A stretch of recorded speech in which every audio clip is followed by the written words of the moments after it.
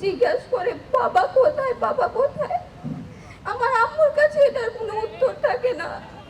আমরা ক্লান্ত, আমরা এখন আমাদের বাবাদের ফিরত চাই।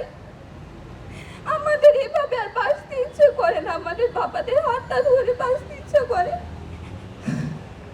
আমরা ছোট থেকে বড় হয়ে গেলাম এই যুদ্ধ করতে করতে, আর কতদিন আমরা এই যুদ্ধ করব?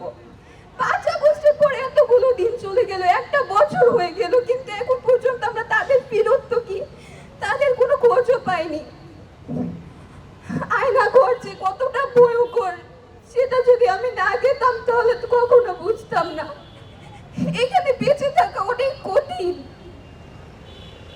এখানে যে আমার বাবা, আমার চাচুরা কিভাবে ছিল এটা বলার মতো না। তারা অনেক কষ্ট করছে, এটা বলার মতো না।